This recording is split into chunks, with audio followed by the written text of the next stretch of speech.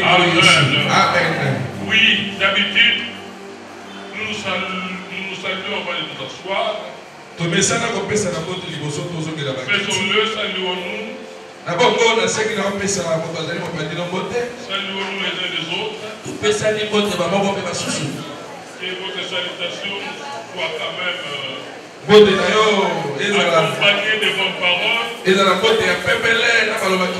Bénis ton prochain.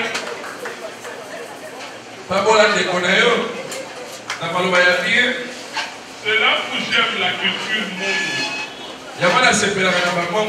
Chez le monde, les salutations sont des paroles.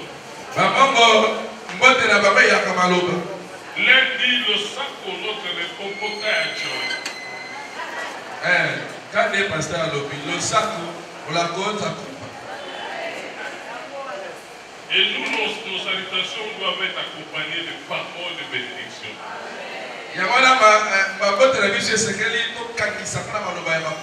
Et je vous bénis au nom de Jésus.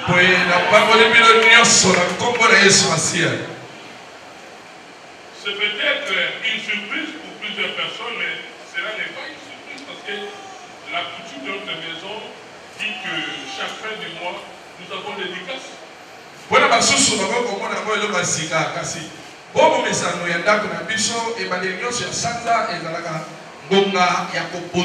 Nous sommes le 30 juin. Et ça tombe le jour de l'indépendance de notre pays. Et c'est un jour de dédicace. Mais notre prière de dédicace va continuer au cours de toute cette semaine.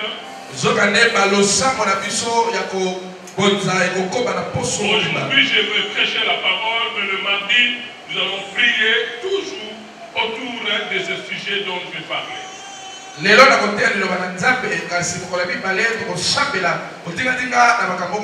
Et d'habitude, nous savons que chaque mois a un thème ou un sous-thème de l'année.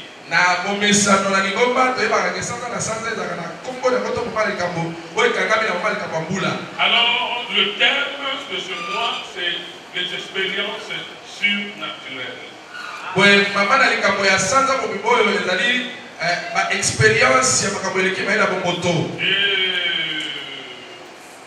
Le visionnaire nous a demandé de parler sur les expériences surnaturelles tournant autour des apparitions de Jésus.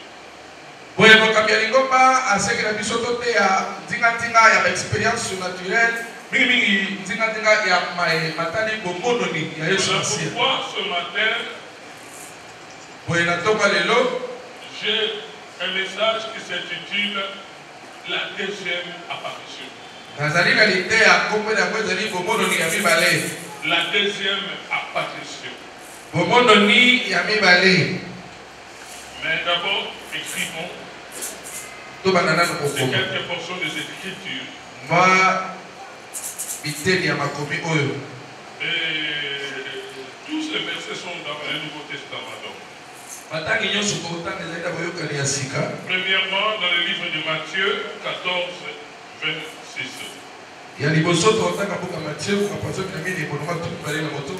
Le premier verset, 14, 26. Deuxième verset, Jean 20, 24 à 29. Jean 20, 24 à 29.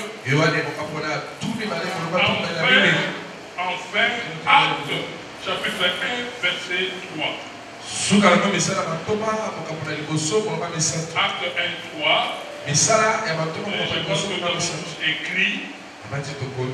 Alors, nous voulons maintenant lire cette fois.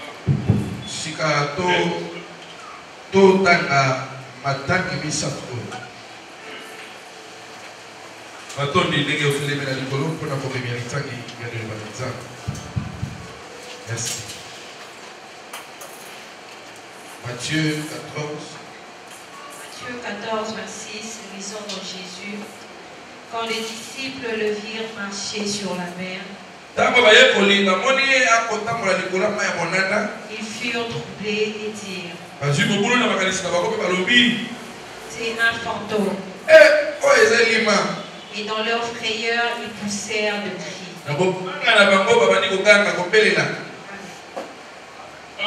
27, continuez, 27.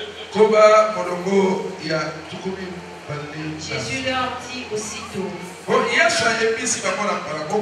rassurez-vous, c'est moi, n'ayez pas peur. Rassurez-vous, c'est moi, n'ayez pas peur. Est-ce que l'Église peut dire la même au premier verset? Amen. Et le deuxième verset, Jean 20, 24 à 29. Thomas, appelé Didyme, l'un des 12.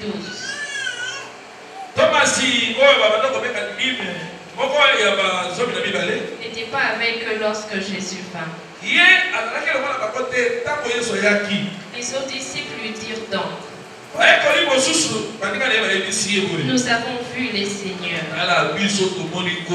Mais il leur dit, si je ne vois dans ses mains la marque de clou, et si je ne mets mon doigt dans la marque de clou, et si je ne mets ma main dans son côté, je ne croirai point. 8 jours après, les disciples de Jésus étaient de nouveau dans la maison. Et Thomas se trouvait avec eux. Jésus vint, le porte étant fermée, se présenta au milieu d'eux et dit, la paix soit avec vous. Puis dit à Thomas, avance ici ton doigt et regarde mes mains. Avance aussi ta main et mets-la dans mon côté. Et ne sois pas incrédule, mais crois. Thomas lui répondit, mon Seigneur et mon Dieu. Jésus lui dit, parce que tu m'as vu, tu as cru. Heureux ceux qui n'ont pas vu et qui ont cru. Amen. Amen. Et passons au dernier, Acte chapitre 1, verset 3. Après qu'il eut souffert, il leur apparut vivant. Et il leur donna plusieurs preuves. Il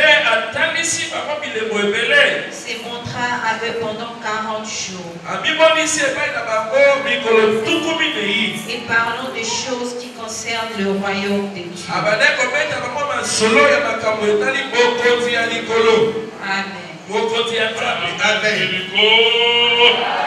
Amen. Reprenez vos places.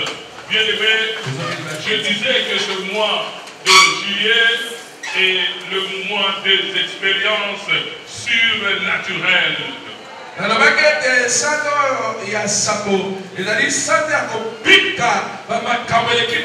Voilà pourquoi j'ai évoqué ces 3 versets pour en parler ce matin.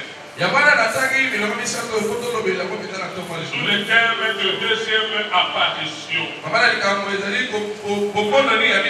Je commencerai d'abord par Matthieu 14, verset 26.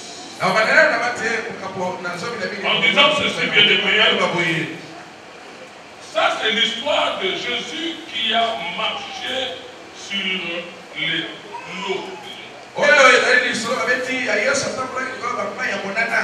Cette histoire de Jésus qui a marché sur les eaux est dans les 2 récits des évangiles. On les retrouve dans les 2 récits de l'évangile. C'est cette histoire-là de Jésus qui a marché sur les eaux. Donc, les 2 récits-là sont les évangiles synoptiques. Et dit que dans la Bible, il y a 3 évangiles synoptiques. Il y a le livre de Matthieu, il y a le livre de Marc et le livre de Luc. Le livre des Jean, c'est aussi l'évangile, mais le livre des Jean n'est pas synoptique. Pourquoi évangile synoptique?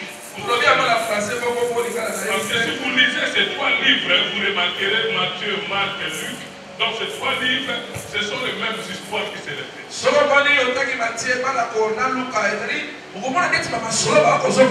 Par contre, Jean est une évangile, mais Jean, lui, a parlé des histoires différentes de trois évangiles synoptiques.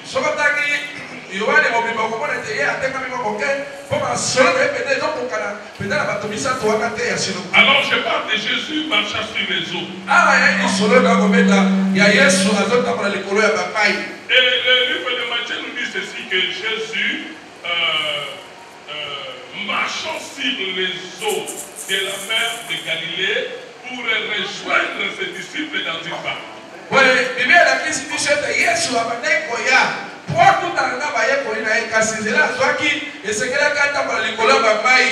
Et dans les disciples ont vu Jésus, ne sachant pas que c'était lui.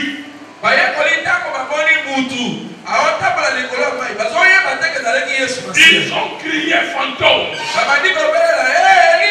Ils ont crié fantôme.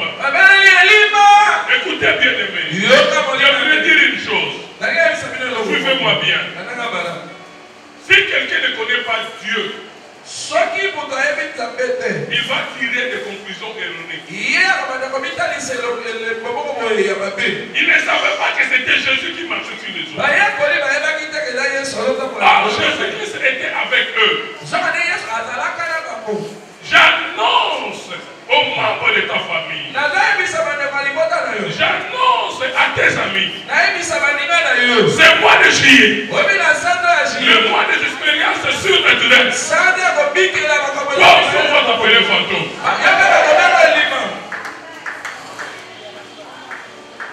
Bien aimé. Dans ta vie chrétienne, si on ne t'appelle pas magicien, tu n'es pas allé. Je te prépare, bien aimé. Ferme tes oreilles à ce que les gens vont dire. Parce que nous allons expérimenter des choses surnaturelles. Quand Mangué va commencer à acheter les parcelles, les gens vont commencer à parler. Ils sont des occultistes. Il y a ça, il y a ça, il y a ça. Et c'est ce que les gens vont commencer à parler au sujet. Les choses surnaturelles arriveront dans votre vie. Apprêtez-vous pour ce mois de juillet. Je ferme la parenthèse. Quand les disciples ont crié fantôme, Jésus a répondu, n'aie pas peur. C'est moi. Jésus voulait les rassurer que c'est lui, c'est Jésus-là qu'ils ont toujours connu en chair et en os. C'est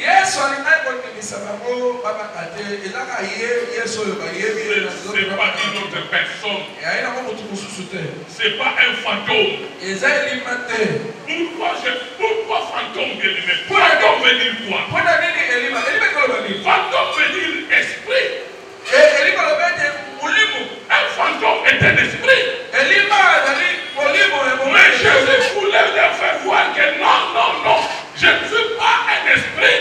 J'ai mon corps avec moi, le sang et la chair. Je ne suis pas un esprit. C'est que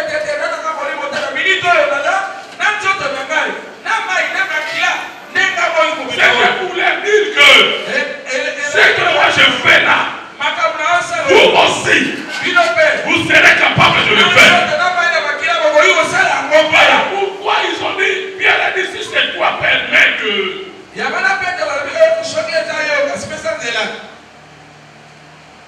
Jésus dit viens. Viens ici à marcher sur lui.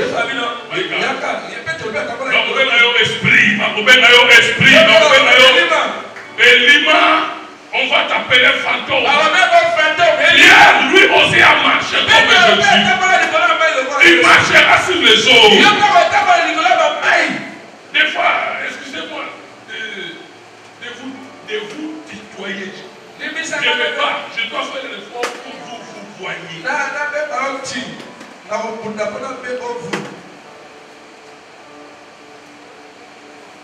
Pierre, lui aussi, avec chair et os, il a marché sur les eaux. Là où les autres vont faillir, toi tu ne failliras pas. La loi de la nature va se soumettre. La loi de la nature n'obéira pas. Les surnaturels, c'est au-dessus de la nature. La loi de la pesanteur n'a pas fonctionné. Moi aussi je l'ai dit. La loi de la nature ne fonctionnera pas. Une femme de 60 ans tombera enceinte au mois de juillet. Les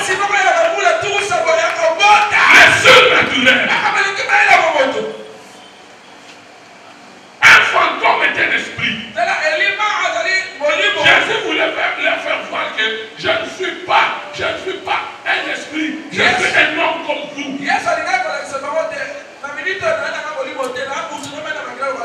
N'ayez pas peur, un homme du fantôme. Ce sont des choses que l'œil n'a jamais vues. Et c'est là des choses que l'œil ou les membres de ta famille n'ont jamais vu. Expérimenter ce genre de choses dans votre vie. Un fantôme c'est quoi?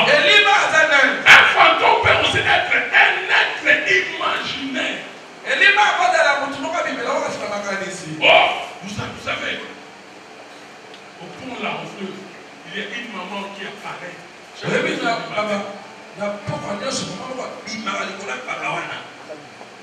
C'est une personne imaginaire, une personne qui n'existe pas, mais on parle de cette personne.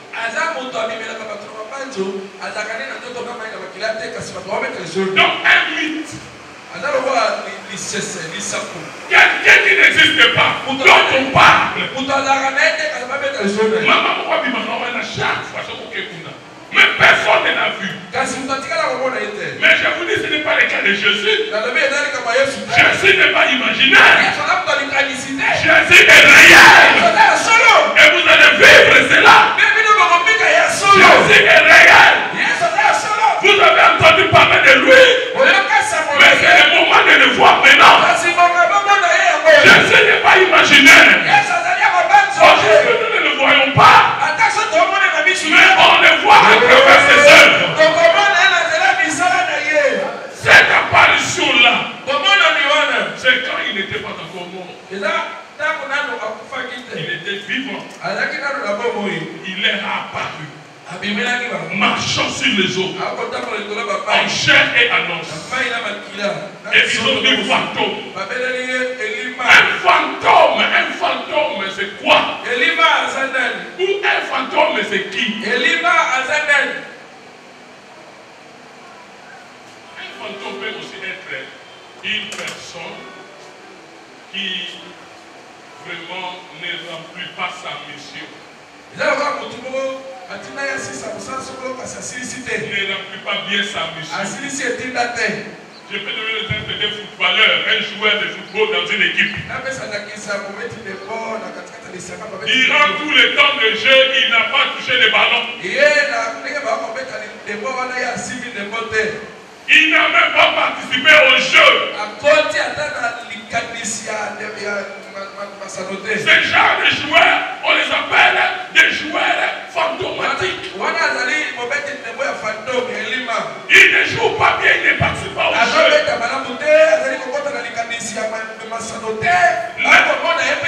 Les politiciens, surtout les opposants, aiment utiliser cette expression. Quand ils veulent critiquer le gouvernement qui est en place,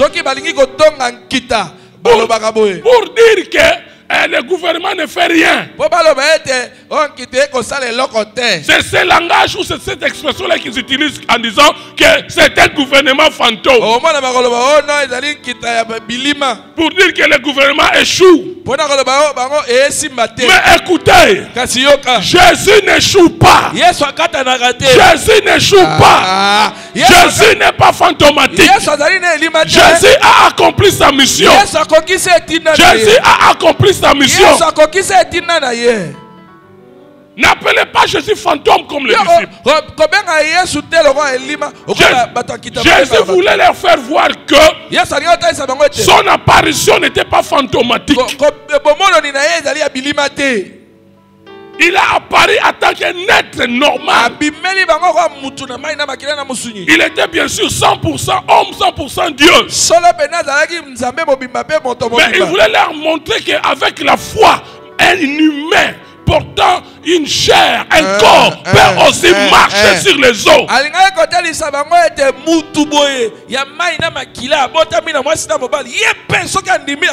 Voilà pourquoi il leur a dit, n'ayez pas peur, c'est moi. Et il a aussi ordonné à Pierre de marcher comme lui. Et ça s'est fait, bien aimé. Ça c'est Matthieu. Mais allons dans le livre de Jean, chapitre 20, qui parle de Thomas.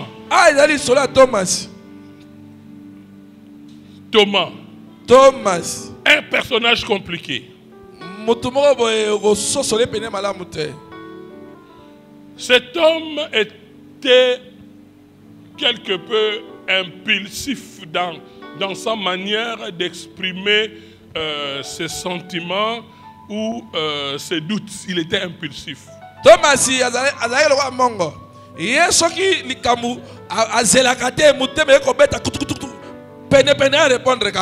il était impulsif. S'il s'agit de parler, il parlait. Il n'avait pas peur. Il ne mettait pas sa langue dans sa poche.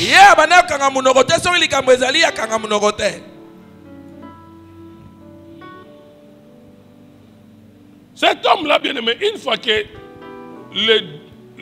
son doute se dissipe, il n'hésite pas à professer ses convictions.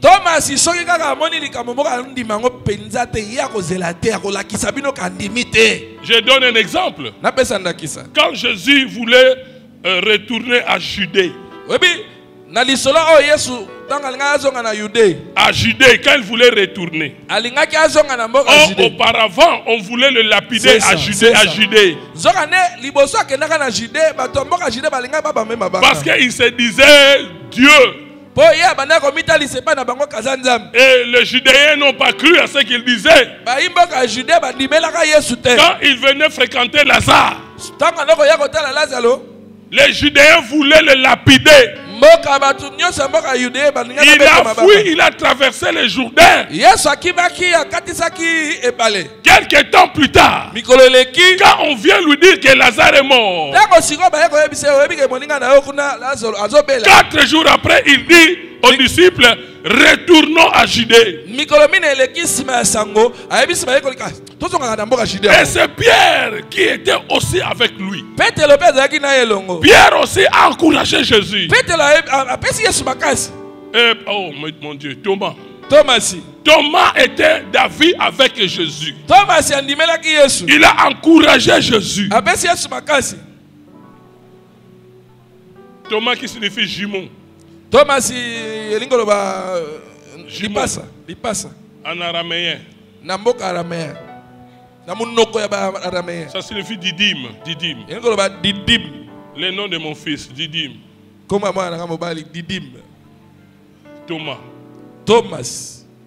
Thomas a accepté de rentrer avec Jésus à Judée, bien qu'auparavant, c'est là où on voulait le tuer.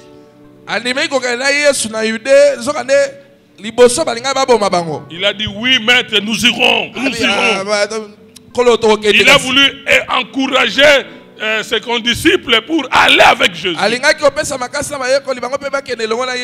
Donc c'est quelqu'un qui n'avait pas peur. Il était impulsif. Je peux donner un autre exemple. Quand Jésus voulait quitter les apôtres, il leur disait, je vais vous préparer une place. Thomas a dit, maître, nous ne connaissons pas où tu vas. Comment est-ce que nous pouvons te suivre? Il était extraverti. Il ne cachait pas ses sentiments. Et troisièmement, quand Thomas a appris, après maintenant la mort de Jésus, qu'il a fait une apparition aux disciples. Quand on vint dire à Thomas, Thomas dubitatif,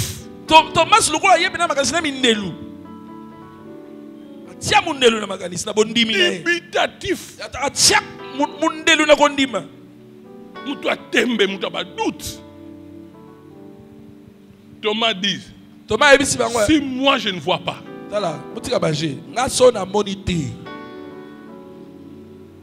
si moi je ne vois pas les marques de ses plaies dans les mains, si je ne fonce pas mon doigt dans cette plaie, si je ne touche pas là dans ce côté-là, je ne croirai pas. Ça c'est Thomas. Je vous annonce une bonne nouvelle. Tous ceux qui doutent de ton Dieu seront convaincus, c'est moi. Même ton docteur traitant qui a dit que c'est impossible que toi tu conçoives, il va changer de langage. Même ton mari qui ne croit pas en ton Dieu, je prophétise dans quelques mois ce que Dieu va faire dans ta vie. Ton mari se suivra ici à Mimosa. Et il va même s'engager pour devenir accueillant ici. Parce que nous sommes au mois des expériences.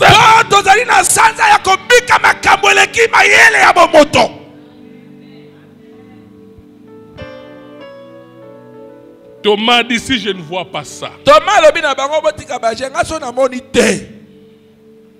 Et que s'est-il passé? Ça c'était la première apparition. Et Jésus revient particulièrement pour lui. Amen. Amen. Ça c'est la deuxième apparition. Discussion oyo sarana bato beta boy. Nzamba ko yaka kapona ngona jiye. Na jiye oyo Jésus reviendra et faire cesser des contestations. Tala Yesu ko yele eloko mususu te. Akoyela ka likambo yo ba otsa tembe wana po aya ko silisa tembe wana. Jésus est revenu. Yesu azongi. Et retenez bien. Cette fois-ci, c'est après sa mort. Autrefois, quand il était vivant, il leur a dit, mais voici en chair et en os. Et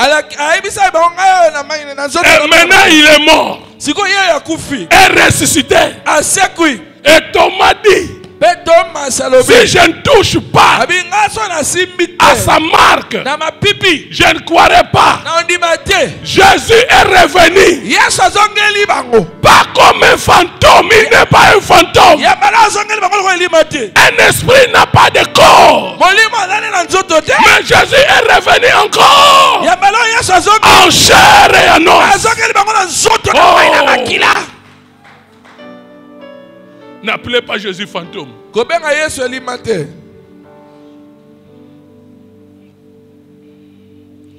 Je connais des papas de notre quartier. Quand j'étais encore chez mes parents, ces jours-là, il faisait trop chaud. Nous sommes restés dehors jusqu'à 3 h du matin. On jouait à la carte. Les deux papas de notre quartier se sont dit non, faisons un tour pour prendre de l'air. Maintenant, il marchait vers Bakayao. Ceux qui connaissent l'école Bakayao derrière là. Et à cette époque, il y avait un bar qui faisait du succès, Kung Fu.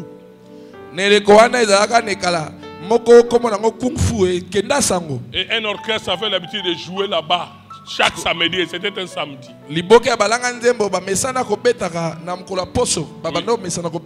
Empire Bakuba jouait là-bas. Quand ils ont joué, c'était vers 3 h. Le chef de l'Empire Bakuba a quitté tôt. Il était accompagné de son danseur Emoro. Et là où il marchait, c'est le même chemin que nos papas là ont pris. Vers 3 h du matin. 3 h.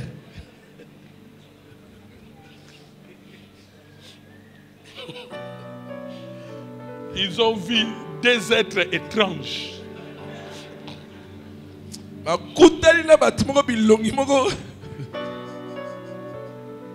L'un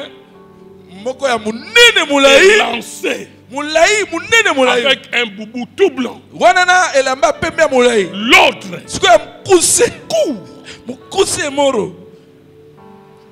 dans les noirs. Les deux papas l'ont marché. L'autre a vu de loin. Stop.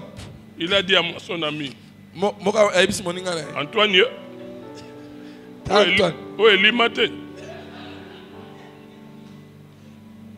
Ils ont fui pour se cacher là où nous étions. Et nous aussi, on attendait ces Bilima. Quand on les a vus apparaître, on a dit papa. C'est ça aussi le papa Bangala. L'autre l'a dit ayo père. Or lui aussi a fui. Mais ça c'est pas le cas. Le cas de Jésus. Jésus n'est pas un fantôme. Jésus n'est pas un fantôme. Quand il est mort et ressuscité, il revient, il réapparaît. Pas sous forme d'un fantôme. En chair et en os. Il revient pour Thomas. Et il dit Thomas, me voici. Thomas, me voici. Moi aussi je dis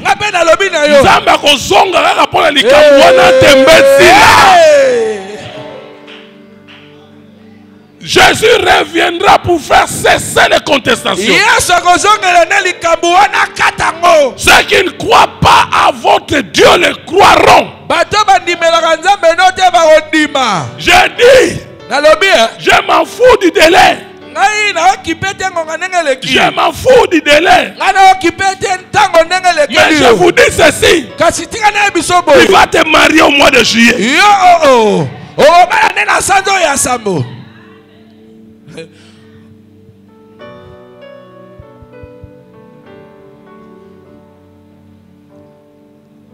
Le dimanche passé, j'ai parlé d'une semaine, non?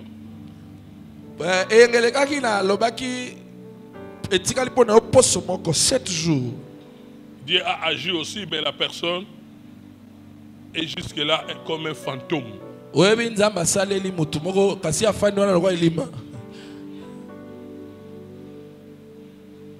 Il a témoigné. Le même dimanche là, quand j'ai déclaré, lui, il a expérimenté le même dimanche le soir. Moi aussi, je te dis, avant minuit, avant minuit, tu auras la prémisse des expériences surnaturelles.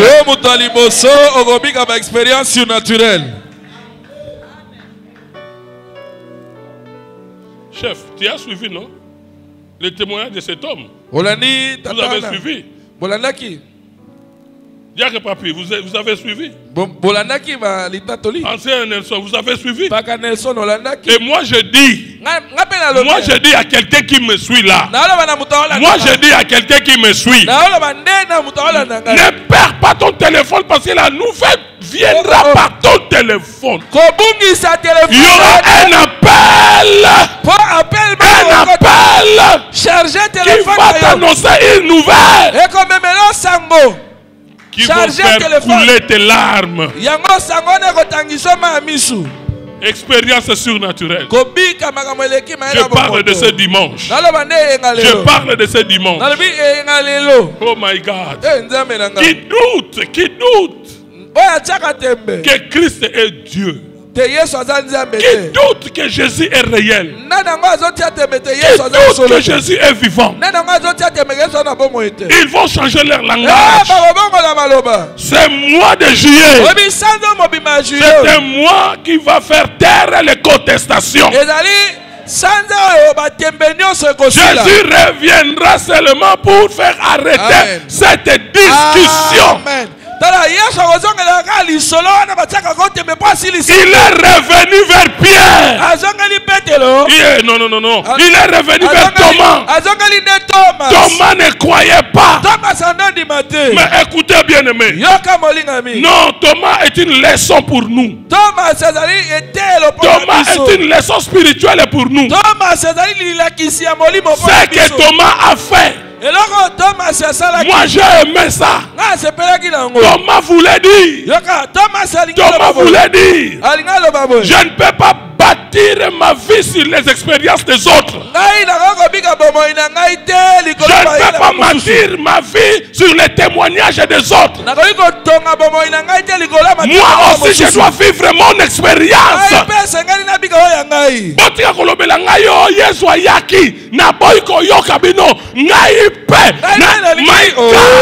Tu vas témoigner.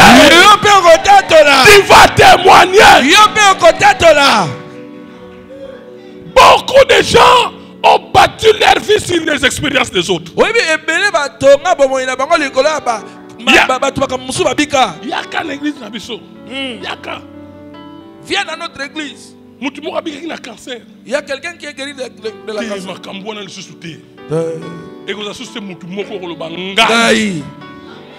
Oh my God. Thomas alingaki koyoka témoignage ya batu mususu te.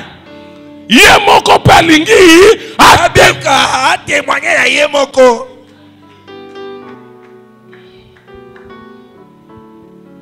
Non. Toi tu ne bâtiras pas ta vie sur les expériences des autres. Oh yaka l'église na biso couple moko bakabwanaki tito bondeli passer na biso lobi dimanche lelo avant to lala mukoloka passer à sa déclaration mutu moko a vivre l'expérience moi si wana mobani akendaki aye kofukama le même jour na lobi mbaloyo eza ya mutu wana te yo moko ko vivre yango.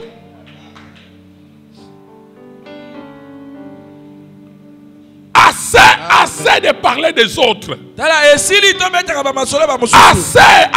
tu as beaucoup parlé des autres. Maintenant toi-même, tu vas parler de toi. Il va donner des témoignages. Thomas n'a pas voulu écouter les autres. Lui, quand il va dire Jésus est ressuscité, il va lui poser la question, il dira quoi? Il dira quoi? Aïe. Je veux qu'on puisse prendre 3 minutes de prière. De prière.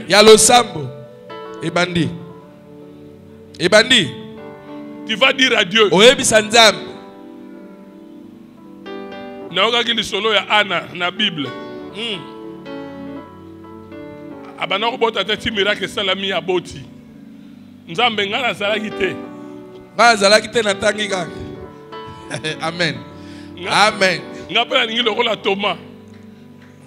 Tango soki ngamo. Tango salaki makambo ngo ngana zalaki te. Thomas ngako loba ngai na zalaki te. ngai pele lingi na mona na bino bolobi menga zalaki te ebandi yezo lobo zalaki te nazo ya kasi yo pe likambo tanga na bible yes loba na nzambe nga nazalaki te zonga lisusu zonga deuxième apparition zonga lisusu nzambe nayoka lisolo lazare nayoka lisolo lazare asekui nazalaki te ngai deja musala na ngai sekufa nayokaki kosekusaki lazaro ngai nazalaki te lelo mpe zonga sikoyo loba lelo mpe zonga ngai mpe nalingi lokola toma nalingi telema likolo nzambe nayoka mutu moko voyageaki yesu nazalaki te nzambe nazalaki te zonga mpe namona ngai mpe nalingi namona mpe nasimba ngai mpe nalingi namona tala Dieu yesu osekwisi lazare me répéter je n'étais pas là de grandes choses Jésus aime répéter la Bible dit Zambe azongelaka makambo si asala liboso. Nazalaki te. L'ange qui avait visité ma femme. Qu'il revient. C'était pour ma femme. Maintenant moi je vais voir. Je vais voir. Yambalo na ningo zongelaka. Yambalo yanga moko. Oya Lazare. Yambalo yanga moko. Nazalaki te. Oya Daniel. Nazalaki te. Nazalaki te. Eka mama. Oya Sazaki Madoche. Vas-y Madoche la porte. Nazalaki te. La commissaire premier ministre. Nazalaki te. Nazalaki te. Jamais zongelaka. Sarah botela likolo. Nazalaki te. Ozobesa maboko. Ozobondela. Cette fois. La deuxième apparition. La deuxième apparition. J'ai longtemps entendu parler. J'ai longtemps. La vachane. Nayoka masola ba témoin mususu. C'est le témoignage. Namokona koma témoin. C'est le témoignage. Namokona koma témoin. Namokona koma témoin. Loba nzambe. Cette fois-ci. Namokona koma témoin ya guérison. Namokona koma témoin ya élévation. Namokona koma témoin ya élévation. Nakoma témoin guérison miracle. Nakoma témoin ya maternité. Chandala baba. Ozobondela. Cette fois-ci, moi-même, je veux être le témoin vivant, un témoin vivant. Chandala rabosh. J'ai longtemps entendu et j'ai eu la foi. Parce que la foi vient. Oh lelo, ce qu'on entend apparaît cette fois-ci pour mettre fin aux contestations. Chandala rabosh. Maintenant, mon œil a vu. Namona ngamoko. Nasimba. Esika babeta basete.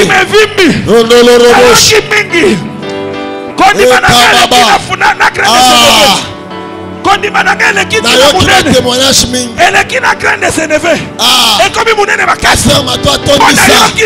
Mangembo bandal. Chef de prière à lundi. Mais cette fois-ci, Nayoka ba témoignage. Il y a ma chaîne de prière. Mangembo bandal. Wana na époque à pasteur Matou. Lelo. Cette fois. Moi aussi, je vais témoigner. Un témoignage. Cette fois, il y a chaîne de prière. Je viendrai avec mes mains.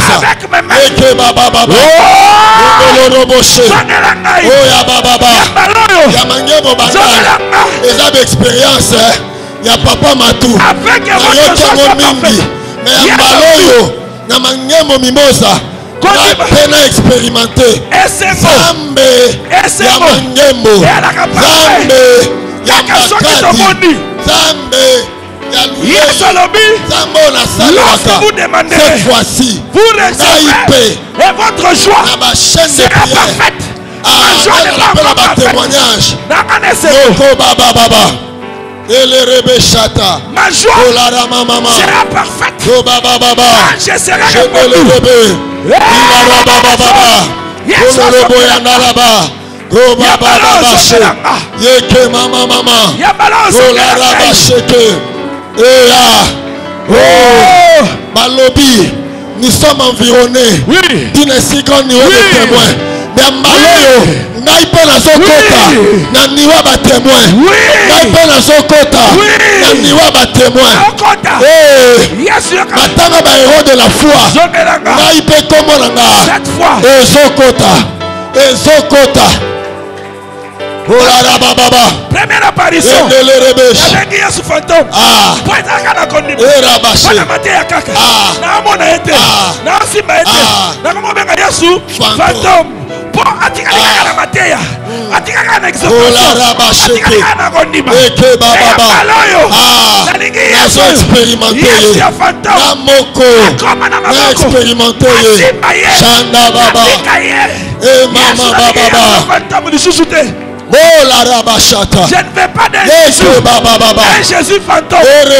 Ou moi je ne marche pas sur les eaux. Il marche seul. Je ne veux pas d'un Jésus historique. Eh maman. Je ne veux pas d'un Jésus historique. Oui. Je veux un Jésus que j'expérimente moi-même. Yeke baba baba.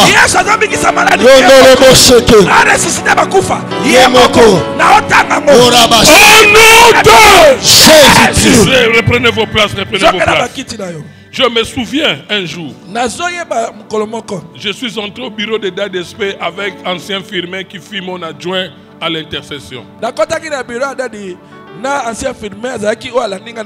Daddy a regardé l'ancien firmin. Lui dit, mais ancien firmin, on a dit que chef Nayo Bakabelie mituka mibale Jeep na Mercedes na semaine moko. Mais connecte-toi avec lui. Cherche une offrande, donne-lui. Pour qu'il ait grâce na ye. Après quelques jours, ancien firmin l'a fait. Il est venu me donner son offrande. La semaine qui a suivi, on lui a donné aussi deux véhicules. Une Jeep et une Mercedes. Écoute, notre Dieu est un Dieu de deuxième apparition.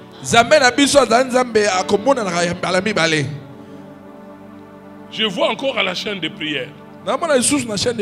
Une sœur venait prier avec leur servante, leur bonne. Ils venaient régulièrement à la chaîne.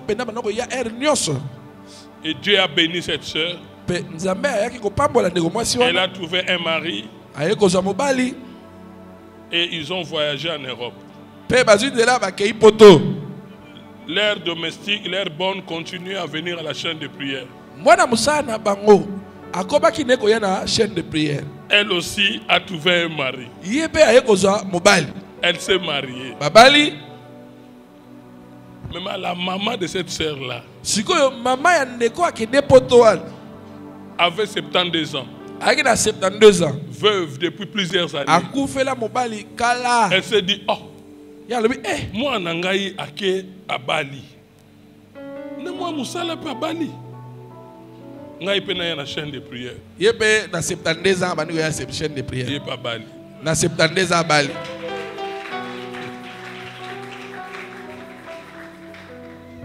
Na habité si maman Iguette a déjà, je ne sais pas. Na habité. Pourquoi yé yote? Hein? Job a dit, j'ai entendu parler de toi. Mais maintenant,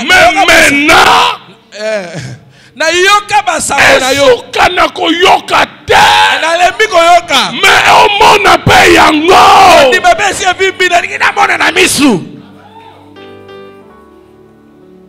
Notre Dieu est un Dieu de deuxième apparition. La Bible dit, Manoach et sa femme. Voilà, la femme est restée. Manoach n'était pas là. La Bible dit, l'ange de l'Éternel apparaît sa femme. Moi si, Bible bien moi j'entends babimeli moi si na ye. Manoach n'était pas là. L'ange lui a dit qu'ils auront un enfant. Machin. L'ange est parti. Quand Manoach est arrivé, son épouse lui a dit mon bali n'a pas raté. Chérie, ange moko yaki. Tala ange wana lobi boya. Il fallait osala. Manoach lobi non. Aya lisusu. Bonika yo. Yoka. Azonga. Yoka. Bien oncle no koko ya ake. O akaboli mbongo yo zalaki te. C'est facile au benga na téléphone. Oncle bongo ngai. Menzambe. Manoach alobi nzambe zonga. Abi moi je yaki wana pona mwasi na ngai mbalo azonga. L'ange est revenu. Moi je peux zongeli. La deuxième apparition. Quand vous lisez dans la Bible, ange, des fois on dit tout simplement ange. Et aussi ange de l'Éternel. Quand vous voyez ange de l'Éternel, c'est Jésus. Et là, on a dit l'ange de l'Éternel. Amen. Jésus a fait une deuxième apparition. Amen. Et écoutez, gloire à seconde chance, à second temple à race supérieure. Deuxième apparition. Les disciples, il y a apparition de Bosso, il y a Jésus. Et ce qu'il y a. Mais dans la deuxième apparition, il y a Thomas. Thomas, il y a Asimbi.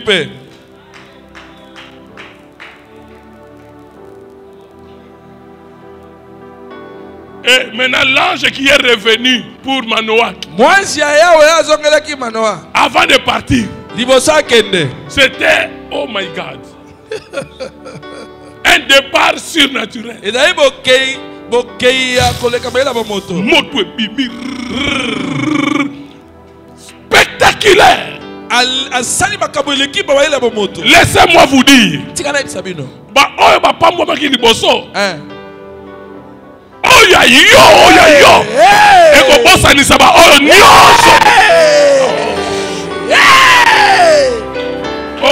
Deuxième apparition.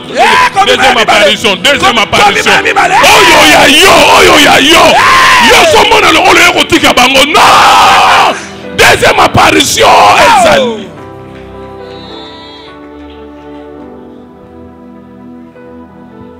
Pourquoi Jésus voulait tout faire ça? Pour que Thomas touche. Bien, Batu Oyo, Bazala Kapsan, Basala rappelle théologie na bango.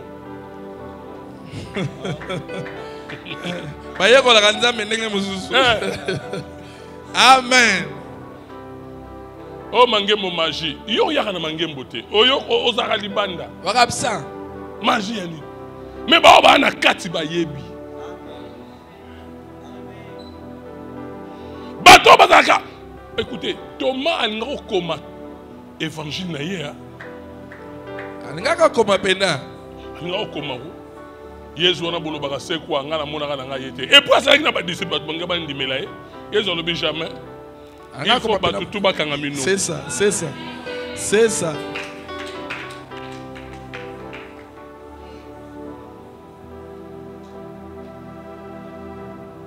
Pourquoi ma preuve? Autre temps qu'il y a acte 1-3. Pour les nibilemo, tout temps qu'il y a mis ça, yoka. Oui, mais on montre ça mon preuve. Résultat en gros. Abana ko bota ta boti. Yo yeli oh, bino eza doctrine. Oh, biso ezali unitaire. Nzambe moko. Oh te, biso trinitaire ako yoka yote. Azala Belzebul. Azala magicien. Je m'en fous. Oye kozala langage na yo. Mutu oyo sia moni ba preuve. Lobela ye nengo lingi. Akoyoka yo. Oh my God. Yamona il faut batembe si là. Il est possible de s'arrêter. Moi oyo ya juillet. bilembo esilizaka tembe.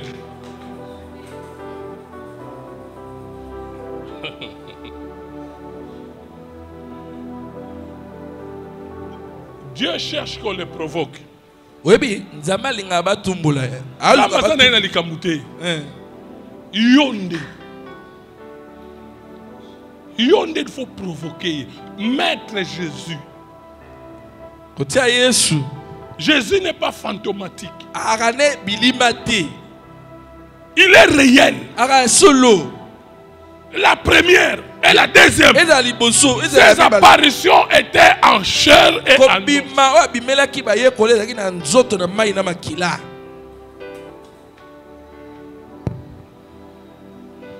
Dieu cherche les gens qui peuvent les provoquer.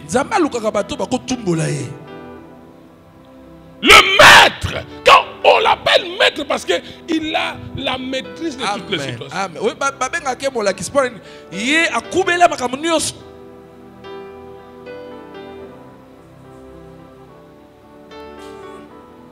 Arrêtez.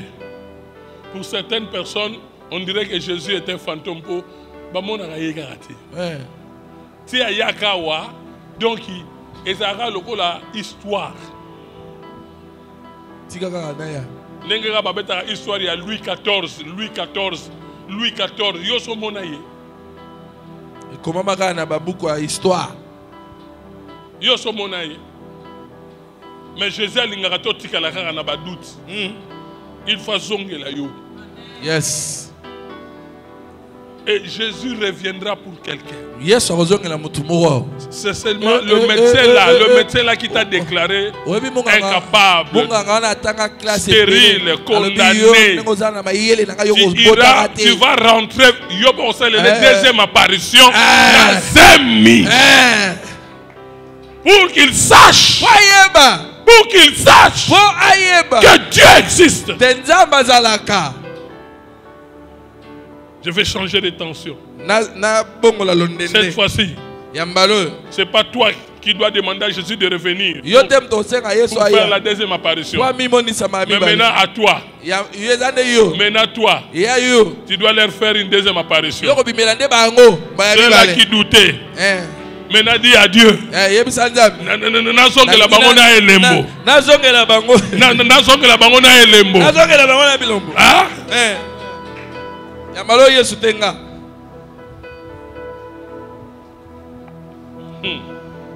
Je l'ai toujours dit. Hein? Mon premier voyage. Dans Matthieu, on a 4 types l'océan Atlantique.